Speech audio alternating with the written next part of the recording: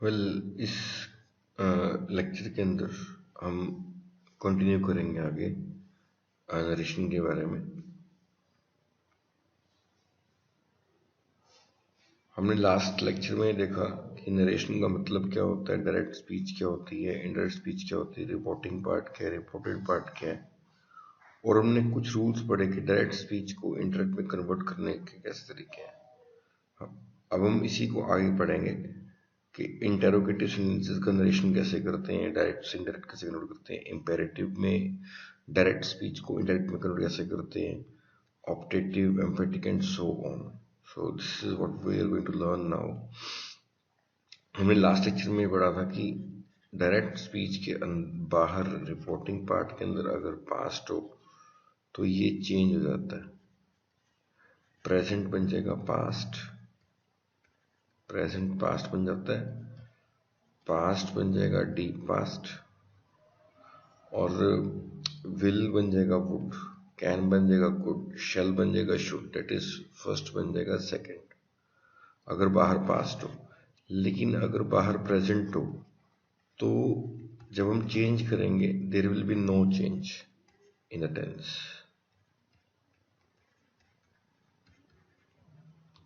साथ में नहीं पढ़ा कि से टू का टेल बन जाता होता है। अब हम आगे इसी चैप्टर को कंटिन्यू करते हैं। अब हम ये देखेंगे कि देखो हमने ये पढ़ा कि अगर हमारी डायरेक्ट स्पीच है, हमने इसका इनडायरेक्ट बनाना है, तुम यहाँ पे हम दैट लगा देते थे। यहाँ पे अगर से टू है तो यहाँ पे टेल हो जाता था, बाहर प्रेजेंट है तो अंदर कोई चेंज नहीं होता, बाहर पास्ट चेंज होगा। अब हम देखते हैं आगे। अब हम ये समझेंगे कि हमारा जो डायरेक्ट स्पीच है ना, उसके अंदर अलग अलग तरह की बातें आ सकती हैं। जैसे कि कोई सिंपल सेंटेंस हो सकता है, सिंपल सेंटेंस हो सकता है कि अंदर इम्पेरेटिव सेंटेंस हो डायरेक्ट स्पीच के अंदर, हो सकता है कि अंदर ऑप्टेटिव सेंटेंस हो सकता है कि अंदर एक्सक्लेमेटरी सेंटेंस हो सकता है कि अंदर लेट वाले पैटर्न पड़े हो। तो आपकी डायरेक्ट स्पीच के अंदर अलग अलग चीजें अवेलेबल हो सकती हैं। सिंपल सेंटेंस हो सकता है, इम्पेरेटिव हो सकता है, ऑप्टेटिव हो सकता है, एक्सक्लेमेटरी हो सकता है, लेट हो सकता है। इनका मतलब देखेंगे और ये देखेंगे कि इन जब अलग अलग पैटर्न है तो हम कैसे डायरेक्ट स्पीच को इन सब की इनडायरेक्ट के अंदर कन्वर्ट करते हैं, इनका इनडायरेक्ट कैसे बनाया जाता है हम वो पढ़ेंगे। जैसे मैं कुछ एग्जांपल डिस्कस करता हूं। अगर हमारे सेंटेंस के अंदर कोई सिंपल सेंटेंस पड़ा हुआ है तो हम दैट लगा देते हैं। अगर इम्पेरेटिव है तो दैट लगता होता है, अगर ऑप्टेटिव है तो दैट लगता होता है, इम्पेरेटिव में सॉरी टू लगता होता है, एक्सक्लेमेटरी में दैट लगता होता है। ऐसे ही हो सकता है कि हमारे डायरेक्ट स्पीच के अंदर क्वेश्चन मार्क आ जाए तो हेल्पिंग वर्ब इफ वेदर लगेगा या WH शामिल लगेगा। जैसे कुछ एग्जांपल्स देखते हैं। अगर हमारे सेंटेंस के अंदर इंटेरोगेटिव आ जाए,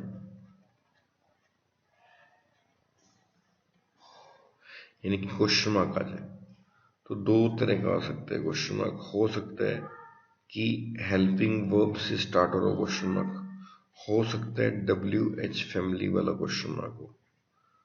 दूसरा पॉइंट क्या हो सकता है कि हमारे सेंटेंस के अंदर इम्पेरेटिव सेंटेंस हो।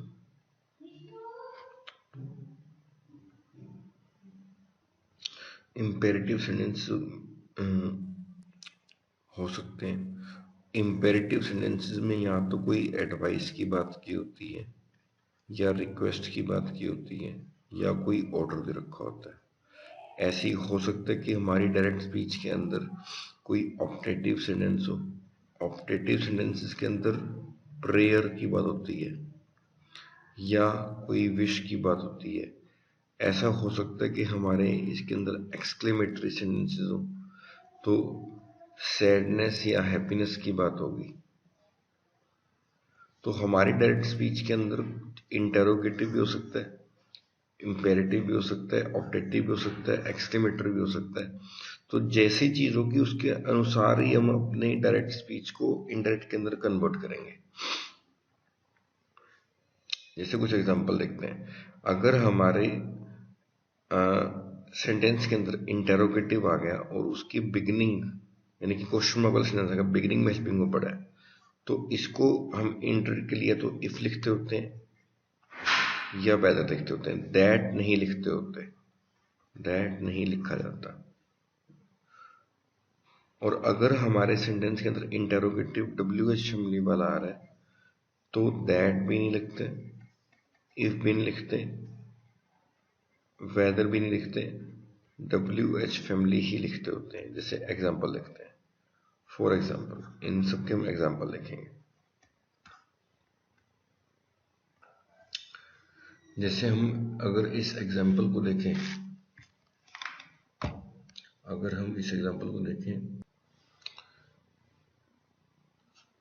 She said to me are you going to college, ये एक डायरेक्ट स्पीच है क्योंकि कॉमाज आ रहे हैं। डायरेक्ट स्पीच के अंदर एक क्वेश्चन मार्क पड़ा है जो कि हेल्पिंग वर्ब से स्टार्ट होता है।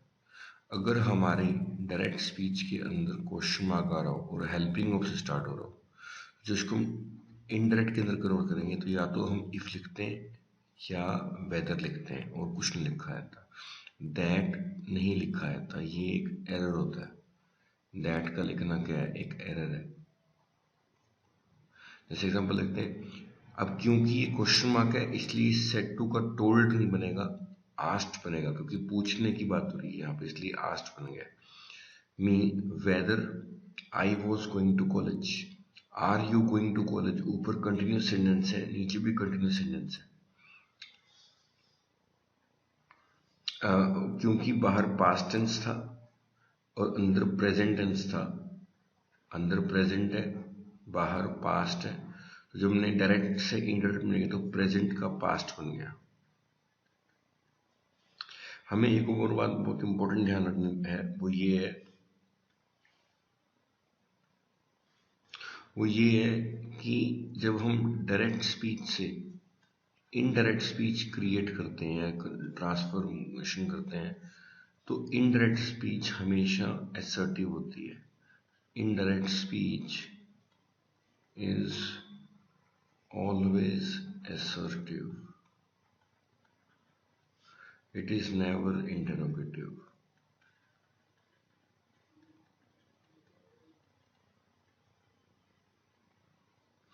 इसका मतलब क्या होता है, जब हम इनडायरेक्ट स्पीच में बात लिखते हैं तो सब्जेक्ट के पहले हेल्पिंग वर्ब कभी भी नहीं आता, क्योंकि जब लाइक आई से एम आई, अब ये क्वेश्चन मार्क बन गया। जब भी सब्जेक्ट से पहले हेल्पिंग वर्ब आ जाता है तो वो इंटेरोगेटिव में जाता है, क्वेश्चन मार्क में जाता है। लेकिन हम ये पढ़ रहे हैं कि indirect speech is always assertive, it is never interrogative, यानी कि इनडायरेक्ट स्पीच में भी क्वेश्चन मार्क नहीं बन सकता। इसका मतलब क्या है कि जब हम इनडायरेक्ट स्पीच में जाएंगे तो सब्जेक्ट के पहले हेल्पिंग वर्ब कभी भी नहीं आएगी। ये एरर होता है, ब्लंडर है, बहुत बार ये एरर आता है, मीन्स 5 स्टार वाला एरर है, ये बहुत ज्यादा एरर आता है ये वाला। और जब भी अगर आप इनडायरेक्ट स्पीच में हो तो सब्जेक्ट के बाद में हेल्पिंग वर्ब आएगी, क्योंकि जब हेल्पिंग वर्ब पहले आप ले आते हो तो वो इंटेरोगेटिव बन जाता है, क्वेश्चन मार्क बन जाता है। But we know indirect speech is never interrogative, इसलिए ये गलत है, तो सब्जेक्ट के बाद में ही हेल्पिंग वर्ब आएगा। Let us take some example. जैसे आप इस एग्जांपल में देखो, शी आस्क्ड मी, क्योंकि क्वेश्चन मार्क है इसलिए हमने वेदर लिख दिया, whether I was going to college, was I के बाद आया है, वॉज आई के बाद आया है, आई वॉज गोइंग। ऐसे अगर हम नेक्स्ट सेंटेंस को चेक करें तो she said to Shyam have you an extra copy, तो जो शी है वो श्याम से पूछ रही है, क्योंकि वो क्वेश्चन मार्क है इसलिए हमने आस्क्ड बना दिया और इफ लगा दिया हमने, क्योंकि आपका क्वेश्चन मार्क हेल्पिंग वर्ब से स्टार्ट हो रहा है। या तो आप वेदर लगा सकते हो या इफ लगा सकते हो, इन दोनों से कोई मर्जी लगा सकते हो, कोई दिक्कत नहीं है। और देखो ही के बाद हैड आया है, क्योंकि ये क्या है, असर्टिव है, it is never interrogative, assertive, never interrogative. अब आगे देखते हैं, इस एग्जाम्पल से हम देखो कि जो आपकी डायरेक्ट स्पीच है, ये क्या है, डायरेक्ट स्पीच है, इसमें इन्वर्टेड कॉमास आ रहे हैं। जब हमने इस डायरेक्ट स्पीच को इनडायरेक्ट में कन्वर्ट किया तो क्वेश्चन मार्क की बिगिनिंग WH व्हाट से हो रही है। तो जब आपके डायरेक्ट स्पीच के अंदर इंटेरोगेटिव बन रहा हो और WH फैमिली से बन रहा हो, तो WH फैमिली का WH फैमिली ही आता होता है, व्हाट का व्हाट ही आता होता है। यानी कि दैट भी नहीं लगता होता, इफ भी नहीं लगता होता, वेदर भी नहीं लगता होता। WH फैमिली का WH फैमिली ऐसे का ऐसे लिखा जाता है। जैसे एग्जांपल चेक करते हैं वाला, he said to her what do you want, तो ही आस्क्ड हर, व्हाट का व्हाट आ गया, व्हाट का व्हाट बन गया, क्योंकि ऊपर बाहर पास्ट टेंस है और अंदर प्रेजेंट है, तो अंदर का प्रेजेंट पास्ट में कन्वर्ट हो गया, what she wanted. He said to me, उसने मुझसे कहा, why are you happy, question mark है, तो he asked me why I was happy. देखो वॉज आई के बाद आ रहा है, आई के पहले वॉज लगना एरर है, क्योंकि ये इंटरोगेटिव बन जाएगा और इंटरोगेटिव इज नॉट अलाउड, तो इसलिए आई के बाद वॉज है। एक और एग्जांपल चेक करते हैं, Ram said to Hari where do you live, तो Ram asked Hari where he lived, तो वेयर आ गया, और देखो पीछे क्वेश्चन मार्क नहीं लगता होता और हेल्पिंग वो बाद में लगा हुआ है और आस्क्ड लग गया क्योंकि क्वेश्चन मार्क आ रहा है।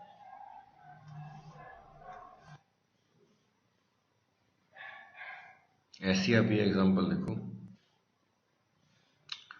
शी सेड टू हरी, उसने हरी से कहा, when will you come.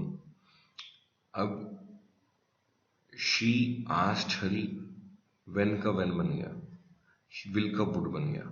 Would पहले नहीं आएगा, वुड बाद में आएगा, क्योंकि इनडायरेक्ट स्पीच हमेशा असर्टिव होती है। हेल्पिंग वर्ब कभी भी सब्जेक्ट के पहले नहीं आ सकता, क्योंकि इंटरोगेटिव बन जाएगा। ऐसे he said to me what is your father, he asked me what my father was देखो पीछे आया हुआ है क्योंकि असर्टिव बनाना है हमारे को। हेल्पिंग वर्ब कभी सब्जेक्ट के पहले नहीं आ सकता, नहीं, this is not allowed.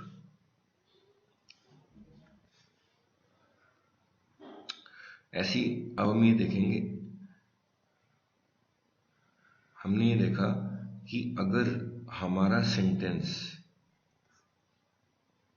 Direct speech में सिंपल है तो हम दैट लगाते हैं। अगर हमारा सेंटेंस डायरेक्ट स्पीच के अंदर क्वेश्चन मार्क वाला है तो दो बातें हो सकती हैं, या तो हेल्पिंग वर्ब से स्टार्ट होगा या WH फैमिली से स्टार्ट होगा। अगर हेल्पिंग वर्ब से स्टार्ट होगा या तो इफ लगता है या वेदर लगता है, WH फैमिली में WH फैमिली लगता है, और इनडायरेक्ट स्पीच कभी भी इंटेरोगेटिव नहीं होती, असर्टिव होती है। हमने ये बात पढ़ी। तीसरा हम पॉइंट पढ़ेंगे कि हो सकता है कि हमारे सेंटेंस के अंदर इम्पेरेटिव सेंटेंस पड़ा हो। इम्पेरेटिव सेंटेंस का मतलब क्या होता है, ऑर्डर, रिक्वेस्ट या एडवाइस पड़ा हो, जैसे पढ़ के देखते हैं। इन सेंटेंसेस के अंदर इम्पेरेटिव सेंटेंस ऐसे वाक्य जिनमें ऑर्डर, रिक्वेस्ट, सजेशन, एडवाइस का भाव निहित रहता है। तो अगर हमारे इन्वर्टेड कॉमास के अंदर कोई ऑर्डर आ जाए, कोई रिक्वेस्ट आ जाए, कोई एडवाइस आ जाए, तो उनको हम टैकल करने के लिए टू लगाते हैं। इम्पेरेटिव सेंटेंसेस के साथ टू लगता होता है हमेशा, दैट नहीं लगता होता, ना ही इफ लगता होता है, ना ही वेदर लगता होता है, ना ही WH में लगता होता है। तो इनके साथ टू लगता होता है, टू इज अलाउड।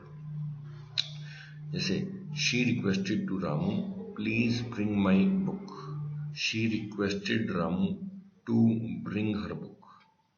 देखो रिक्वेस्टेड टू बना दिया हमने, प्लीज आगे ऐसे कैसे आ जाएगा सीधा। She said to me have a glass of milk, she asked me to have a glass of milk.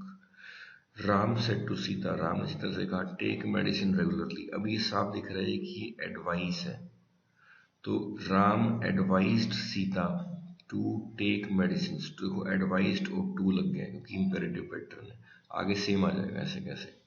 I said to Hari to not plug the flowers. I, क्योंकि ये एक ऑर्डर है, क्योंकि ये एक ऑर्डर है इसलिए I ordered Hari not to pluck the flower, तो नेगेटिव ऑर्डर के लिए बन गया। The SP said to SHO shoot the robber, ये एक ऑर्डर है। The SP ordered SHO to shoot the robber. The police said to the principal said to the students get out from my office, ये एक order है, तो the principal order the student to get out from office. He said follow my instructions, ये भी एक order है। He ordered मी लिख दिया यहाँ पे, कोई दिक्कत, to follow his instructions. He said to Sarla lend me your physics book, ये रिक्वेस्ट है। He request Sarla to lend her physics book. तो ये हमने इम्पेरेटिव सेंटेंस में देखा कि आप टू का यूज करते हो और इम्पेरेटिव में ऑर्डर भी आ सकता है, एडवाइस भी आ सकता है और रिक्वेस्ट भी आ सकता है, ये सब बातें आती है, तो टू का आप यूज करते हो।